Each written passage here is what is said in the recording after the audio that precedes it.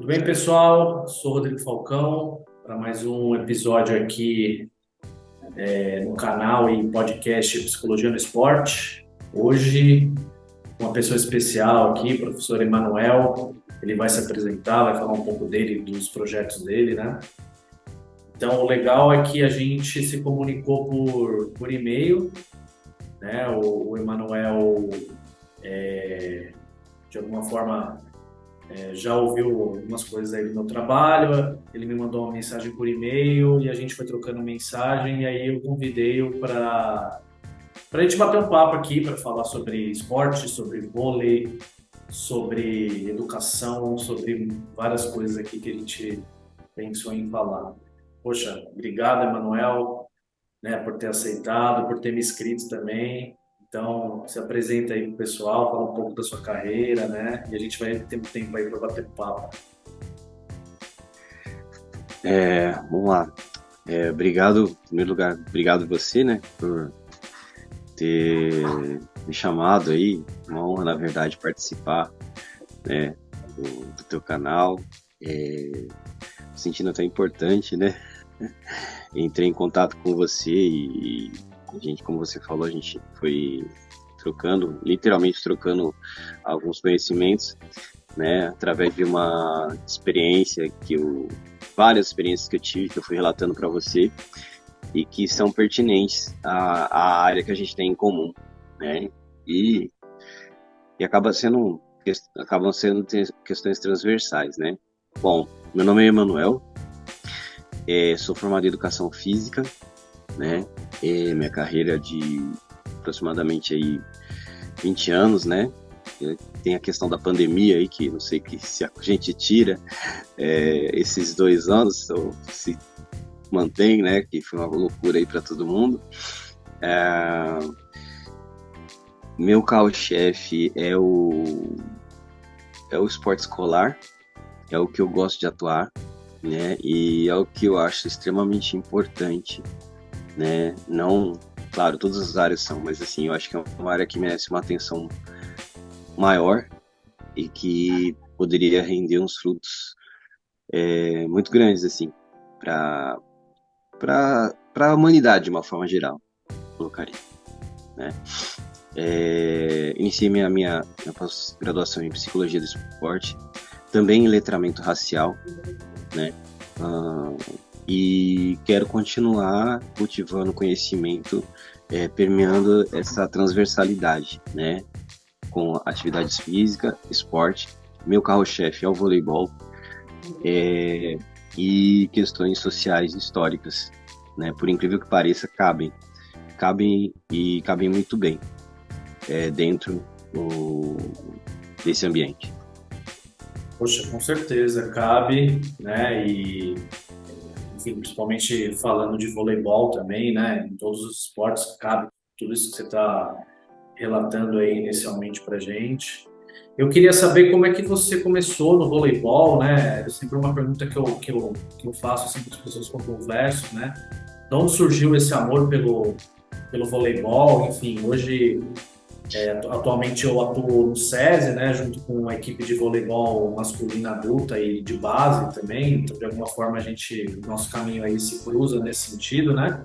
Como é que surgiu aí o voleibol na sua vida e quem são seus grandes ídolos aí da modalidade? Enfim, né? Queria que você falasse um pouco aí pro pessoal. Cara, foi uma coisa literalmente de infância. Literalmente de infância. Eu acho que eu sempre. Isso acho que talvez foi uma coisa minha, né? Você é psicólogo, acho que você pode entender melhor até mesmo do que eu mesmo. Eu sempre fui uma criança muito do contra, né? E eu sempre gostei de esporte de uma forma geral, né? E então jogava, como a gente está no Brasil, país do futebol, jogava futebol também, como todo menino já jogou futebol. Mas um dia, quando eu vi o vôlei na televisão, né? Eu tinha uns 5 anos de idade, eu fiquei assim, vidrado. E falei que queria jogar vôlei. E ninguém tirava essa ideia da minha cabeça, né? Continuei jogando todas as outras coisas, fazendo as outras coisas que eu fazia, mas eu queria jogar vôlei. E fiquei perturbando meus pais, né, meus irmãos mais velhos, porque eu queria jogar vôlei. Então aí eu pegava, ganhei, acho que o presente que eu mais ganhei na minha vida foi bola, de todas as maneiras, de bola, de vôlei, de basquete, porque todo mundo sabia que eu gostava de esporte. Então toda bola era bem-vinda. Tinha uma caixa de bola, eu nem sabia por que tanta bola, mas eu gostava de todas elas, pareciam meus pets, né? E eu me lembro de uma partida, eu não vou conseguir lembrar a minha idade, Rodrigo, mas eu me lembro de uma partida que meus pais me levaram no ginásio do Ibirapuera, que foi Brasil e Polônia. O Brasil ganhou 3-7-2. O Brasil ganhou de 3-7-2. E assim, eu devia ser uma daquelas crianças que hoje a gente vê na TV, que o pessoal foca, que se emociona, que grita, que pula. Eu devia ser uma dessas, porque eu ficava ali e meus pais, eles achavam graça, né? Porque eles não sentiam o jogo como eu sentia ali, né? Sim. Porque eu já estava emocionado com aquilo já estava, né, correndo nas minhas veias.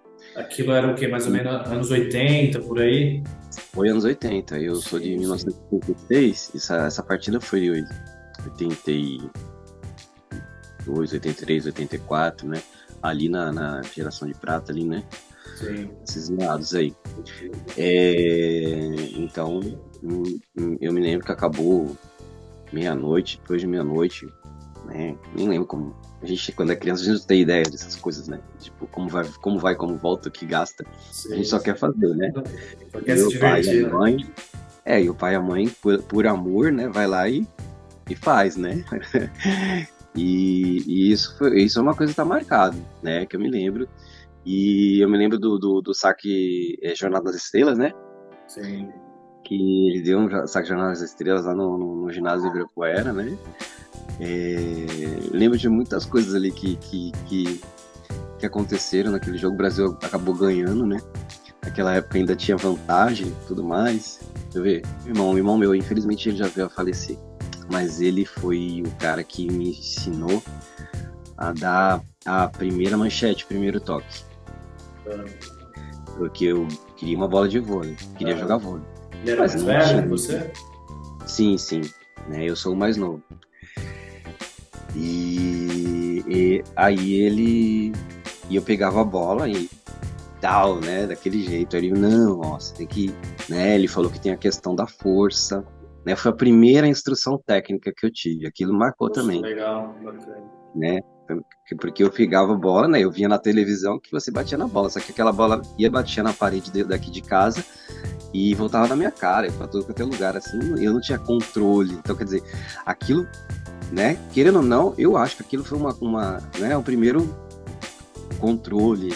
Aí eu me lembro que, tipo, não, foi a primeira instrução técnica que eu tive, o toque, né? Então, com algumas coisas assim. E eu acho relevante dizer. E daí eu acho que uma coisa formou, que foi daí para cima. Entendi. Que legal. Então tem uma memória afetiva bem, bem presente aí, né, nesse Deve início ser aí. esse o nome. Deve ser esse o nome. Entendi. Bacana, muito bacana. E assim, Emanuel, onde você morava tinha espaço para você jogar vôlei, né? Como que era exatamente? Porque, poxa, a gente vive uma cultura do futebol, né?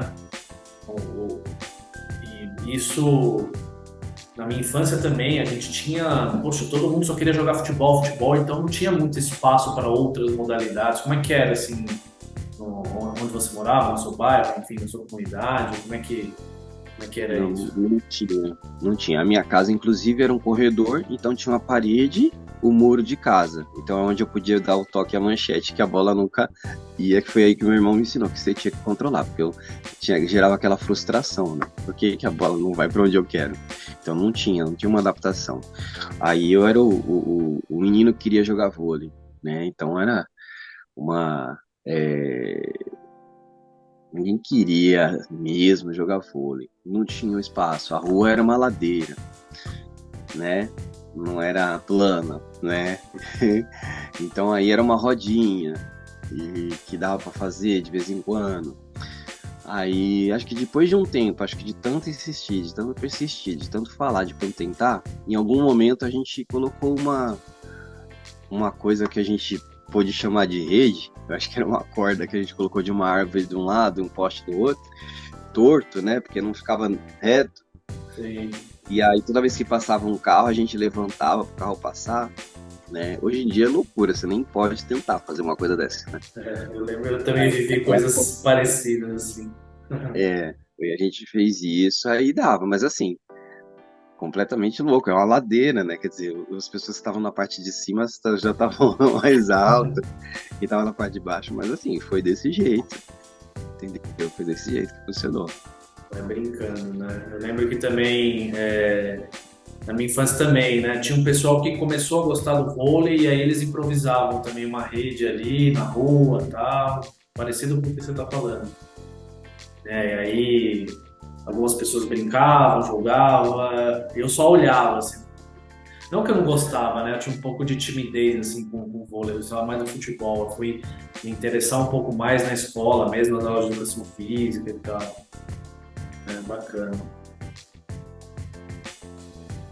E você falou aí de timidez, eu me lembrei de algumas coisas, por exemplo, na escola, era futebol, obviamente, e tinha um professor que dava basquete também. E vôlei não tinha, não tinha de jeito nenhum, né? E um dia eu perguntei pro professor e realmente ele falou que não tinha o material, não tinha poste, não tinha rede, não tinha como fazer o vôlei. Então tinha aquela resistência completa. Mas eu me lembro que aí, em um determinado momento, não surgiu alguma coisa de um campeonato. Ele falou, opa, vamos jogar contra tal escola. E a gente nunca tinha jogado na escola, né? Porque não tinha rede, não tinha nada. E aí eu, que era um dos mais empolgados, eu fui, né? Tipo, convocado para ir para jogar, né? E foi a primeira vez que eu joguei numa rede, numa quadra, né? Eu tava na quinta ou na sexta série, eu acho. Que eu devia estar com 12 anos, é isso mesmo, a sexta série, né? Que hoje em dia é o sétimo ano, quinto ano, não sei, mudou, né?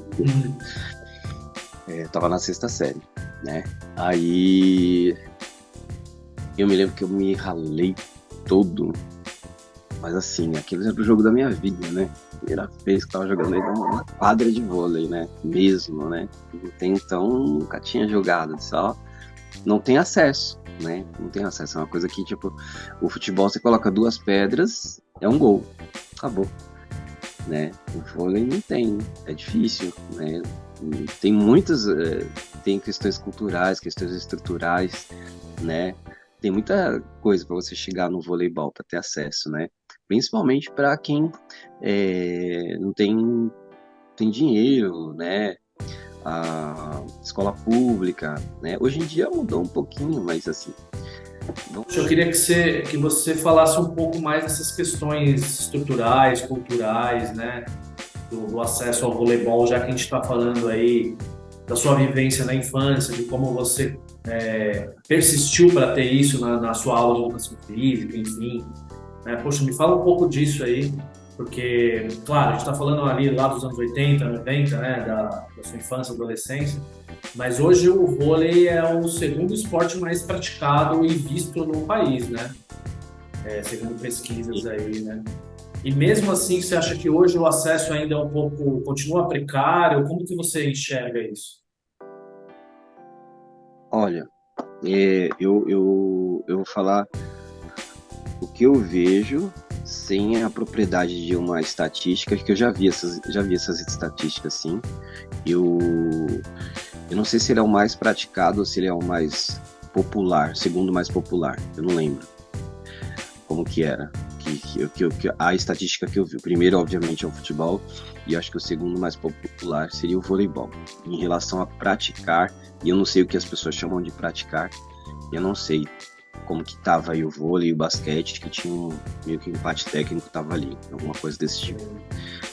O que eu noto, o que eu percebo claramente, como eu fiz um trabalho voluntário durante muitos anos e agora tenho um projeto voltado para a comunidade negra, né? O voleibol Wakanda, que é majoritariamente para meninos e meninas pretas. E desde sempre eu transitei ali com professores de escolas particulares, E não preciso dizer que escolas particulares, as pessoas, os alunos são 99,9% são alunos brancos, né? Sim. Então a gente entra aí na questão do racismo. Aí a gente fala que, pô, hoje em dia a gente está numa era onde você tem muitos jogadores e jogadoras negros, né? Nas seleções, nos clubes, e isso é fato, isso está acontecendo. E só que aí, se você for analisar ali na base, aqui, ali onde a gente está falando de escola, né? E não estou falando do alto rendimento, estou falando do alto nível, né? Que tem uma coisa chamada alto rendimento, outra coisa chamada alto nível, que as pessoas confundem. Algumas pessoas falam tem alto rendimento, que são as pessoas que estão lá em cima, né? Que estão no clube, que estão numa seleção brasileira. Então as pessoas, elas têm um alto rendimento. E o alto nível. Alto nível é outra coisa. Alto nível é tudo que qualquer pessoa pode, deveria ter. Um alto nível de educação, né? Um alto nível de moradia, né? Uma alta qualidade, um alto nível de atendimento em saúde. Então, o alto nível também pode vir da educação física e pode vir do esporte. Então, se você tem um professor muito bem preparado para o ensino daquela modalidade como um todo, você tem um resultado absurdo também. Você está falando então que se você colocar ali um projeto de alto nível, digamos assim, de bom treinamento ali nesses lugares, você vai ter automaticamente muito bons jogadores e jogadoras. Aí eu digo para as pessoas, pode até ser, a tendência até que seja em grande escala, que é uma questão de proporção, isso é matemática, né? Você acaba invariavelmente descobrindo mais talentos, né? Mas esse não é o objetivo. Pelo menos o meu projeto e a minha carreira nunca foi pautada em cima disso. Foi pautada em cima do que o esporte consegue fazer com essas pessoas. Porque elas, na maioria das vezes, elas ficam assim muito fechadas, muito segregadas, né? E eu não estou falando da simples ocupação de tempo, né? A gente coloca dessa forma, não. Porque se ele está lá praticando esporte, não está fazendo coisa errada. Eu falo, não, gente, é muito mais que isso. Você aprende muita coisa no esporte. Se você tem ali uma pessoa que está preparada para isso, você consegue transmitir muito além do que a modalidade. Eu estou falando de identidade, eu estou falando de transversalidade, eu estou falando de questões de socialização, que essas crianças, esses adolescentes, ao contrário de muitos alunos, muitas pessoas ali de escola particular, não têm acesso, não têm ideia de que funciona dessa forma, né? Entendeu? E, por exemplo, meu projeto eu comecei agora incentivar, eu comecei a fazer, na verdade, porque eu falo inglês e falo espanhol, aula bilíngue, trilíngue. Legal. E por quê? Por que eu comecei a fazer isso? Porque eu percebi que a maioria dos meus alunos negros, que são 80%, eles já colocaram na cabeça deles que eles não podem falar um segundo idioma. É impressionante que eles já se conformaram com a ideia de que não faz parte do universo deles. Olha só. Entendeu? Enquanto você sabe que alunos de escola particular, os alunos que são mais abastados, isso é uma coisa meio que normal. Você já no quinto, sexto ano, o pai e a mãe já tá pagando um cursinho de inglês, ele já entende que em algum momento da vida dele, ele já vai falar um outro idioma, já vai viajar para outro país.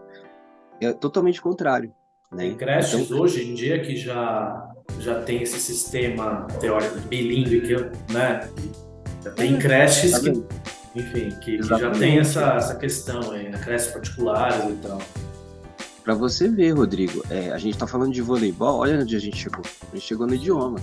Então as pessoas têm que entender que eu não estou falando de um tempo que eu estou afastando as pessoas. Não, é muito mais que isso. Entendeu? O esporte, dependendo de quem está por trás dessa preparação, o esporte ele é muito mais, é uma ferramenta poderosíssima de crescimento, e educação e de preparação. Entendeu? Quem está ali na frente, diante dos seus comandados, se tiver essa noção, se tiver essa visão, né? No caso, eu trabalho muito com a questão racial, então, assim, eu preciso fazer com que eles entendam a estrutura que eles vivem, tanto para prepará-los, empoderá-los questões identitárias, como também para frear determinadas questões opressoras, né? Porque, por exemplo, eu tenho muitos alunos brancos também, e os meus alunos brancos, eles crescem com uma outra cabeça, entendeu? Sim. Exatamente por estar É dentro desse importante. projeto, entendeu? Então, eles percebem que se eles não estivessem ali, se eles não vivessem ali, eles teriam outro. Eu tenho esse feedback hoje, né, de muitos alunos que, por exemplo, eu já levei para jogar vôlei em projetos dentro da comunidade de São Rafael, ali do lado da USP, né?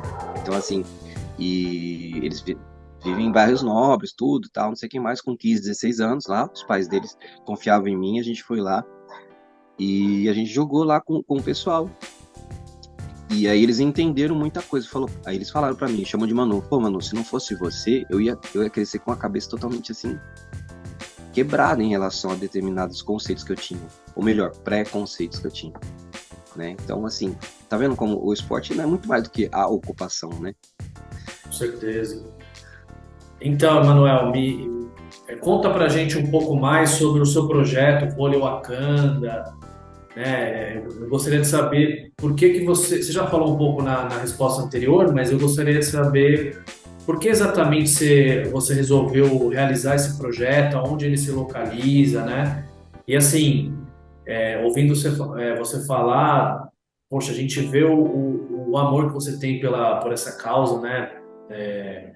A dedicação que você tem, e com certeza isso tem um impacto psicológico também positivo em quem está frequentando, né? Os garotos, nas garotas que estão frequentando aí esse projeto bacana. E conta um pouquinho mais aí pra gente sobre as origens, né? Eu sei que a resposta é longa, mas acho que vale a pena aí as pessoas saberem, né, tudo isso. É bem longa, é bem longa. Então, vamos lá. A causa, a origem, ela não é muito legal, né? Ela, como se pode reparar, né? No podcast não, mas não, se for eu vir aqui, as pessoas vão reparar, eu sou negro, sou um homem negro. E, infelizmente, eu experimentei situações muito, muito, muito degradantes em relação ao racismo. E algumas delas dentro do esporte e como professor. E foi uma coisa que me feriu muito no momento de extrema vulnerabilidade, né? O racismo por si ele já fere, e quando você tá vulnerável é pior ainda, né? Que foi o que aconteceu comigo. Eu tava num momento de vulnerabilidade, eu tava complicado, e eu recebi ali uma declaração, uma menina de 11 anos que conseguiu fazer com que eu acreditasse naquilo, né? Que ela falou que ela pagava muito muito caro para ter treinamento com um professor como eu, pretinho. Aquilo, Que absurdo. aquilo entrou assim, sabe? Entrou no sangue, assim, como um veneno, né? E assim, fui, voltei, hoje eu tô bem. Acho que foi isso que gerou aquilo lá, porque eu tava sempre tentando voltar, né? Porque esse peso que você sente de você ser visto como menos humano, e quando você ainda tá vulnerável, assim, cara, você desce em espiral, sabe? Então, se você tá depressivo, é horrível, é horrível. E Vindo você de vai uma tentando se criança agarrar ainda ali. que seja pior, né? Imagino. Assim, e é tudo que eu mais amava, né? Que é ensinar vôlei. Então, assim, pegou ali num lugar que eu falei, nossa, eu não sou um grande nada. Então, foi uma coisa complicada, enfim. Voltei, tô aqui, e não foi a primeira vez que eu tinha percebido isso, né? Ao longo, né? Acho que teria que gravar, assim, acho que 10 reuniões para explicar tudo isso. Então, resumidamente, o racismo sempre esteve aí. A questão do racismo estrutural, sociedade. Hoje a gente fala sobre isso, hoje a gente tem estudos mais detalhados sobre isso. Então, agora está vindo à tona. Mas ele sempre esteve, sempre esteve. Eu acho que ele vai estar ainda durante muito tempo, se é que um dia ele vai sumir. Desculpa te Baseado nisso, interromper, Manuel. Só para ficar mais claro, assim, você era professor de uma escola, é isso? Quando isso, aconteceu esse isso, episódio? Tá. exatamente. exatamente. É, e não foi uma escola particular. Ah, entendi. Escola particular, né? Um público específico aí que, né? E aí eu vi que era complicado, né? Foi pesado. Não foi o único episódio, né? Imagino, Era assim, imagino. Na mas, verdade, mas não esse assim, imagino, né? Por ser um homem branco, eu não sei o que é, nunca vou saber, na verdade, né? Só me solidarizo aí com a sua dor é aí. uma sensação horrível de ser menos humano o tempo todo, sabe? As pessoas olharem, porque assim, olha pra você e todo mundo vê a sua cor. Né? As pessoas falam, ah, não, o preconceito é social, não é racial. Fala, mentira, porque você olha pra pessoa, você não vê a conta corrente dela, você vê a cor dela. Né? Você não sabe qual é a classe social dela, não tem como você saber. Né? Mas a cor você vê na hora. Então ali, por esse estereótipo, você já constrói por sua conta o que a pessoa é, né? Por sua conta, porque na verdade você não sabe o que ela é, o que ela representa, a história dela, né? Então a gente está lutando contra isso durante anos e anos e anos, enraizadamente. Enfim, eu acho que uma das maneiras que, que me fez curar foi a criação desse projeto. Porque eu já trabalhava com vôlei já fazia muito tempo. Eu já fazia esse trabalho de autoestima dos jovens, né, no caso das crianças e dos adolescentes, há muito tempo. Eles só não tinham nome. Eles só Sim. não tinham nome. Eu já estava ali nas escolas, já estava fazendo isso. Eu já me preocupava com isso. Eu já detectava isso.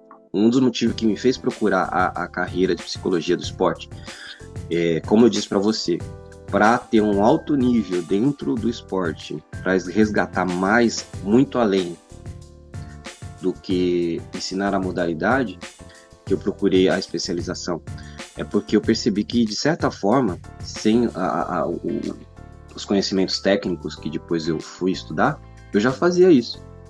E quando eu levei essa pancada, Rodrigo, eu acho que aí foi que eu sedimentei. Eu falei, não, eu tenho que começar a dar nome a isso. E foi aí que eu falei, não, eu vou fazer um projeto. Aí eu peguei e fiz o voleibol Wakanda, né?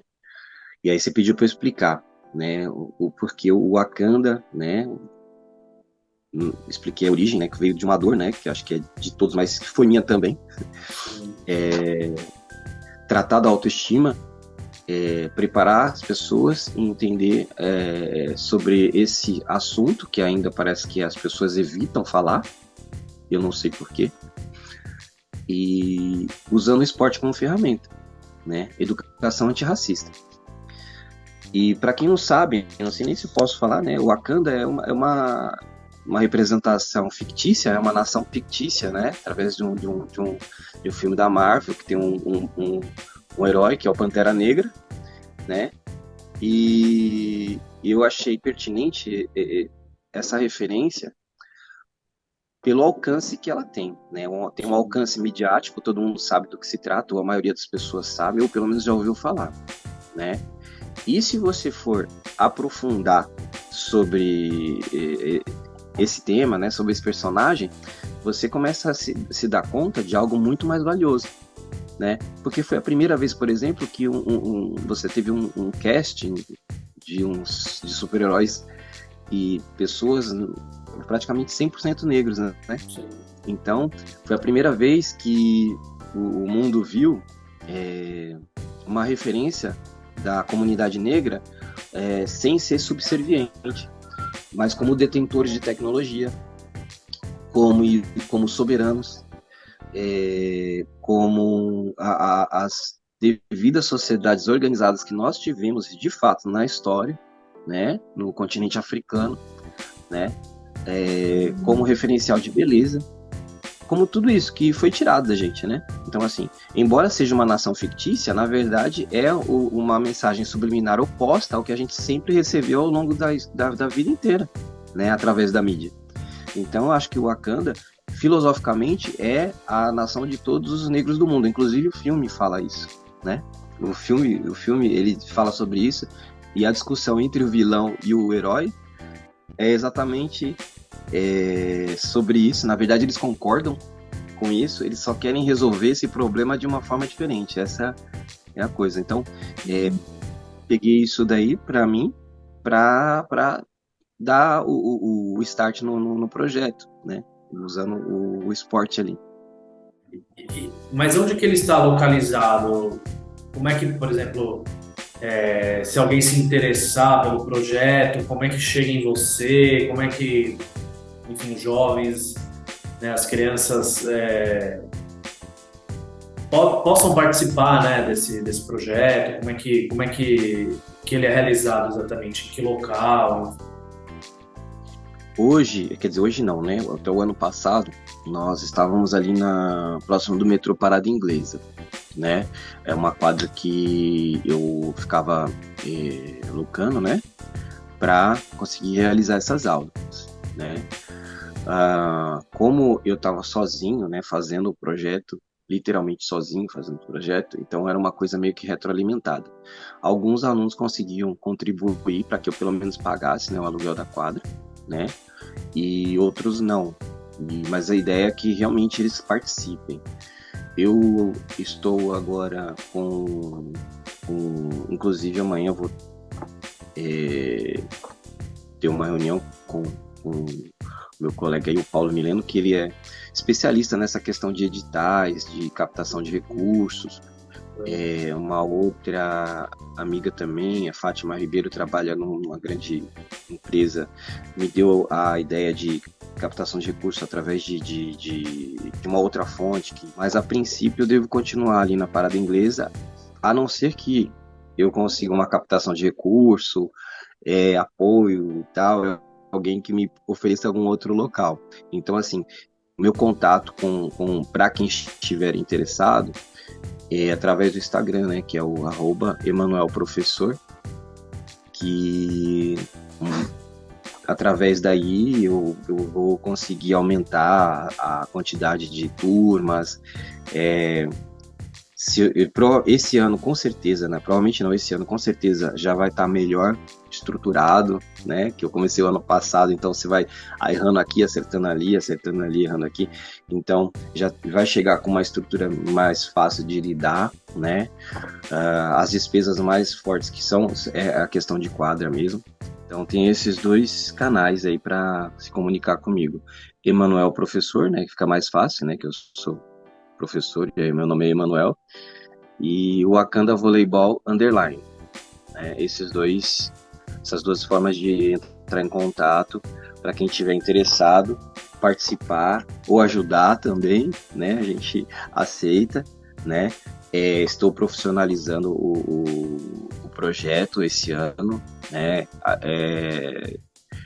Vai ficar tudo bonitinho, tudo certinho, e que aí fica mais fácil de crescer. A ideia é realmente atender mais pessoas, né? Vamos ver, né? Eu não tenho ideia dessa proporção, né? Como você deve perceber, a minha paixão realmente está fazendo as coisas acontecerem, né? Mas a gente acaba tendo que aprender também essas questões burocráticas, administrativas, tudo, para que as coisas funcionem, né? Mas eu sou o cara ali da quadra, sou o cara que está ali para fazer as coisas ali acontecerem diretamente ali com o aluno, né? Isso aí eu consigo me garantir, mas... Entendi. Tá certo. E assim, além das aulas formais, vou chamar assim, né, de voleibol, que outras atividades você proporciona lá para os alunos, né? Você falou de letramento racial, tudo isso, mas eu queria saber como é que você faz isso na prática, assim, para, né, a gente conseguir entender um pouco melhor. Eu procuro fazer sempre uma preleção falando sobre diversas situações.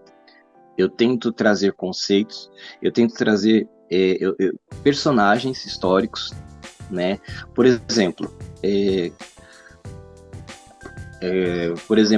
eu não sei, vou fazer com você agora. Sim. Você gosta de rock?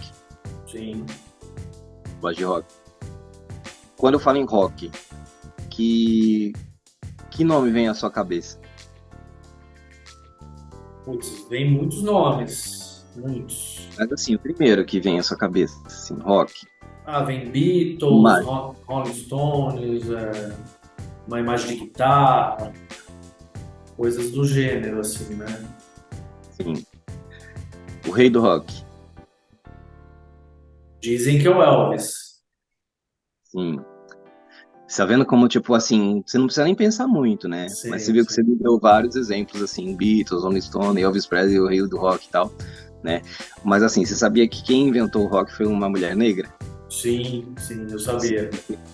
Rosetta Tarte? Você até É, sabia, eu não né? lembrava o nome dela, mas eu já Mas, tinha ouvido essa mas, história.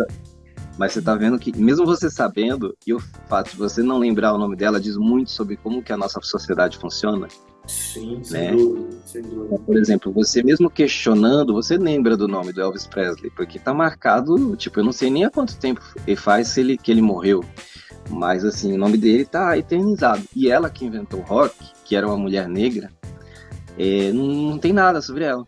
Sim, Então, assim, por sim, exemplo, esse tipo de coisa é uma coisa que eu faço na minha aula.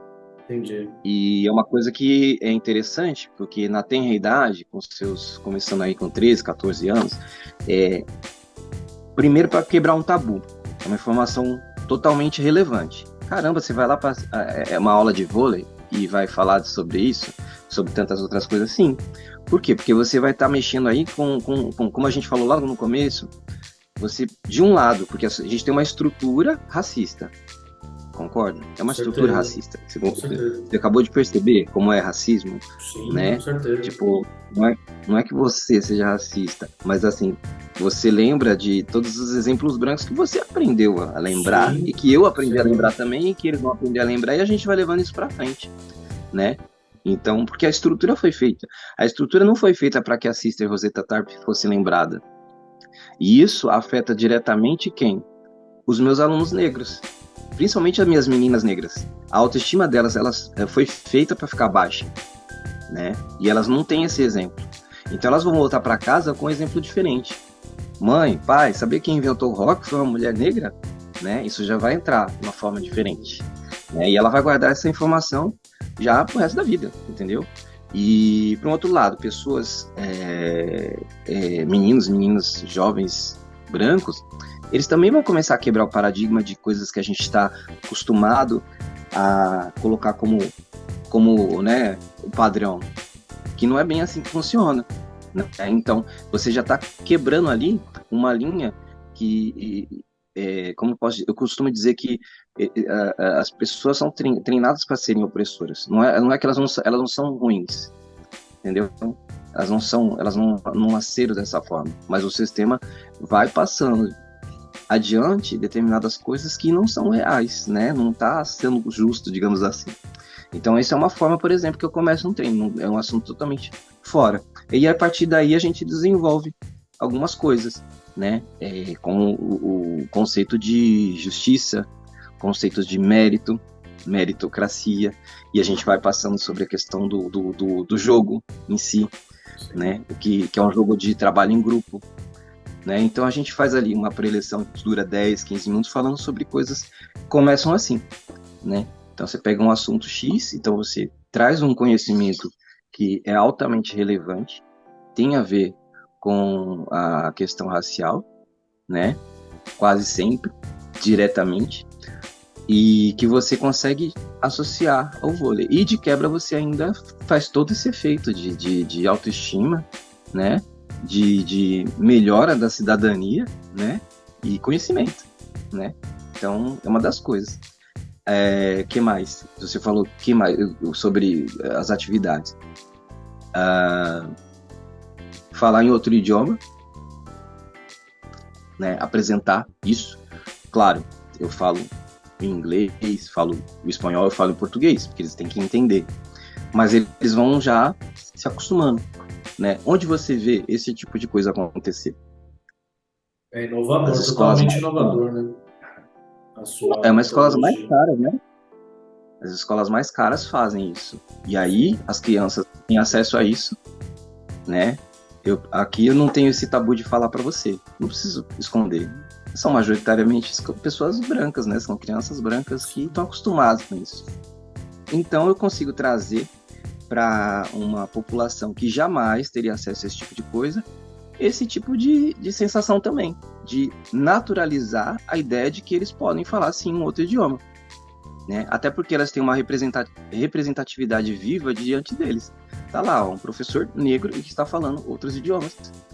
Então, eu também posso. Querendo ou não, também é uma mensagem subliminar, né? Com certeza. Aí, eu tô falando isso para você, Rodrigo, porque quando eu comecei a falar sobre isso, algumas pessoas falam, pô, mas você não acha que é demais, tal? Você tá querendo ensinar outro idioma? Eu falo, não, não confunda. Eu não tô falando que ninguém vai sair fluente de um idioma ali do meu voleibol, não é essa a ideia. A ideia é você trabalhar coisas além do esporte. Realmente introduzir dentro da cabeça da pessoa a estourar aquela agulha para estourar bolo, né? Tipo, muitos dos meus alunos vêm lá da periferia, não têm acesso a uma educação de qualidade, não jamais fariam um curso de inglês podendo pagar isso ou estudar numa escola bilíngue internacional, mas estão tendo acesso a esse tipo de serviço. Então, olha só que legal, Muito né? bom, excelente. Então, Inovador, né? Tudo isso. Parabéns, mano. a ideia é essa, né? Que Parabéns. eles, assim, adiante, quem sabe, né? Aí eles vão, né? Quando estiverem mais velhos, pelo menos a bolha já está estourada, né? Então eles já vão ver de uma outra forma. Se tiverem potencial atlético ainda, quem sabe? Tipo, não vão tentar uma bolsa fora do Brasil, né? Porque na cabeça deles já tem a ideia de que eles podem fazer, né? Sim, Nunca se sabe, né? com certeza. A chama foi acesa de alguma forma, né? Exatamente, exatamente. E, poxa, nas nossas conversas também, acho que é legal a gente tocar nesse ponto, se você concordar, claro. Você falou um pouco da sua dificuldade dentro da psicologia do esporte, né? E assim, eu pensando em tudo isso, a dificuldade da psicologia propriamente dita, né? A psicologia no Brasil, de alguns anos para cá, está começando a falar de racismo, está começando a falar da dor que o racismo causa na população negra. Por exemplo, tudo bem, eu me formei tem mais de 20 anos, né? E eu tive nada sobre isso durante a minha graduação e, assim, a gente passou sem nem questionar. Eu fui começar a pensar sobre isso, particularmente, quando eu tive alguns clientes negros dentro da minha clínica, né? E na vivência com o esporte tem muitas pessoas negras, então a gente acaba, querendo ou não, esbarrando no racismo a todo momento. Então eu me senti na obrigação de me aprofundar um pouco, de ler sobre isso, e tinha muito pouca coisa dentro da psicologia que falava especificamente sobre isso, né? De uns anos para cá, a psicologia vem começando a falar sobre essas coisas, enfim, até o Conselho Federal de Psicologia, ele vem trazendo algumas cartilhas aí para os profissionais da psicologia para se aprofundarem no assunto. É claro que existe, eu não estou querendo dizer que não existe, né? Que não tenha pessoas que falaram sobre isso. Claro que tem pessoas dentro da academia que falaram sobre, que vêm falando sobre isso há muitos anos, né? Mas esse acesso não foi disseminado ainda de alguma forma, sabe? Principalmente para nós, psicólogos brancos e tal. E você me contou um caso particular de que você teve uma dificuldade dentro da pós-graduação com relação a isso, né? Não sei se você quer falar um pouco sobre isso, o que você acha. Eu sei que é um tema delicado, mas acho que é um tema que a gente tem que tocar, né? Você está trazendo esse tema aí a todo momento e eu também me sinto na obrigação, assim, de falar sobre isso também, né? De alguma forma. Então vamos lá. Realmente é delicado, mas acho que sim, se você falou, né? Eu acho que claro, óbvio que é relevante, é óbvio. Foi assim, na mesma época praticamente, digamos assim, num período esse mesmo período que eu estava ali na estado de vulnerabilidade, que eu já não estava bem, minha saúde emocional não estava bem, quando também, inclusive, logo depois aconteceu aquele episódio lá com a menina. Então, assim, né, pra você ver que era uma sequência de coisas, né. Eu ouvi na sala de aula da pós-graduação a seguinte frase: eu odeio a palavra empoderamento. Aí, a partir daí, você já percebe muita coisa, né? E como você se deu conta da nossa conversa, eu não tenho, como chama, muitos... Aliás, eu não tenho nenhuma ambição de trabalhar no alto rendimento. Não que eu ache que, tipo, não deva estar trabalhar nem nada, muito pelo contrário, né? É que eu acho que a psicologia esportiva, como eu estou mostrando para você, ela tem um campo de atuação muito vasto e que a escola precisa de profissionais que tenham esse tipo de conhecimento. Eu vejo isso a todo momento, Rodrigo, sabe? O despreparo dos professores em ter esse olhar um pouquinho mais diferente, mais detalhado sobre as crianças, sobre os adolescentes, é imenso, né? Então, essa era a minha ideia, que foi totalmente rechaçada, né? Por quê? Minha experiência percebia que havia uma diferença entre os meus alunos, que eram alunos de escola pública, periféricos, negros, e os alunos que estavam ali na escola particular. Era diferente. Eles agiam diferente, eles jogavam diferente, eles reagiam diferente. Entendeu? E eu queria entender, eu queria pesquisar sobre isso. E aí, a minha ideia foi totalmente rechaçada, baseada naquela ideia de que somos todos iguais e que isso não cabe aqui. É como se assim, esse é um tema proibido, isso não existe. E aí a minha voz praticamente foi calada ali e eu não tinha o que fazer, né? Eu queria fazer exatamente o que você está falando, que enviaram cartilhas para vocês. Eu não sou psicólogo, eu sou educador físico. Enviaram cartilhas para vocês falando que existe uma diferença. Tá vendo? Você tá me falando que existe uma diferença. Pacientes negros, tal, não sei quem mais. Com as crianças, com os jovens dentro do esporte existe também. E eu percebi isso. Eu não precisava ser um psicólogo para perceber isso. Eu percebi que tinha uma diferença. Em várias coisas que eu não sei nem te dizer o nome, porque eu não sou um grande conhecedor, não sou, né, acadêmico do meio, mas eu queria entender melhor, queria estudar isso daí, exatamente porque para fazer o trabalho que eu já faço, né, com melhor qualidade.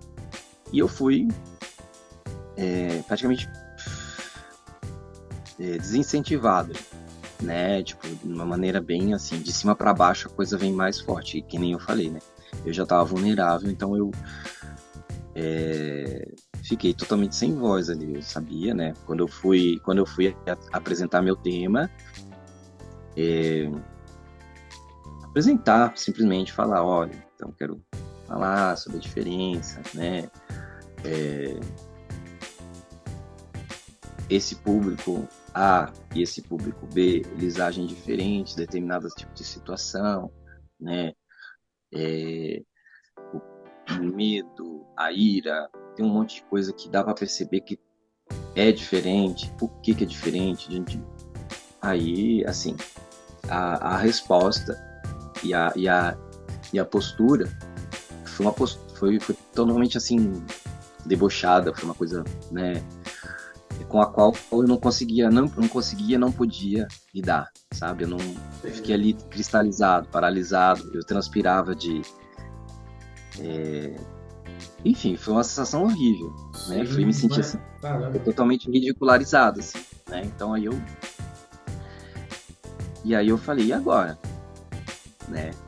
Literalmente, e agora? Porque eu estava desautorizado. Era como se eu fosse, assim, Você está falando para mim que vocês foram incentivados a entender que existe uma diferença. E ali, naquele momento, é, é, eu fui ridicularizado como se eu estivesse inventando algo que não existisse, Sim. entendeu? E tinha a ver com essa questão racial, diretamente falando, sim, porque não adianta falar que são pobres e ricos. A gente sabe onde estão os pobres e onde estão os ricos, né? Majoritariamente, né? Não adianta você querer esconder esse recorte também, né? E, claro, olha pra minha cara, né? Então, foi difícil, foi complicado. Aí mas eu quero voltar, eu vou voltar.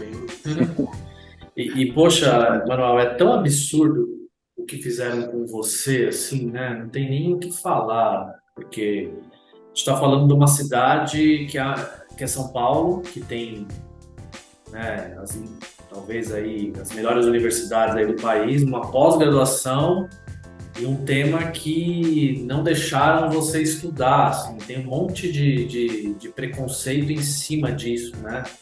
Mas o que eu tenho para te falar é que, assim, esse tema é muito relevante, é extremamente relevante.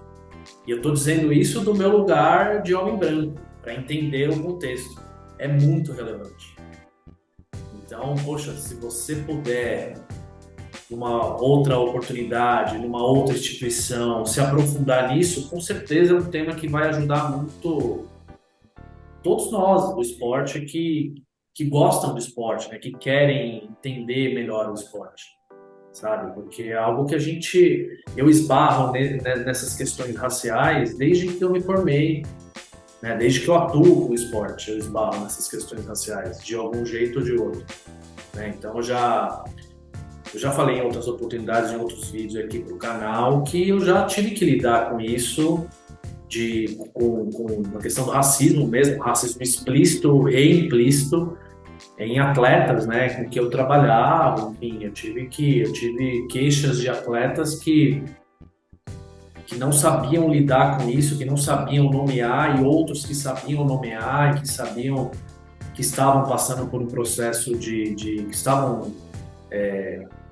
sofrendo literalmente de questões raciais, né, de racismo e tal, né? Então, por exemplo, teve uma pessoa que eu trabalhei, um atleta que eu trabalhei que era jovem, em que foi dito para ela por um treinador que ela não podia sofrer porque ela era negra e porque as pessoas negras eram mais fortes, né? Então, da onde surgiu, da onde, né, essa pessoa inventou isso? Né? Ao contrário, imagina, esse treinador totalmente despreparado, né? Então ela estava tendo uma crise de pânico, literalmente, estavam episódios de pânico porque ela não conseguia lidar com isso, né? Porque a dor dela foi calada, foi invisibilizada, né? Ela não sabia lidar com isso, então tive que atuar de alguma forma, sabe?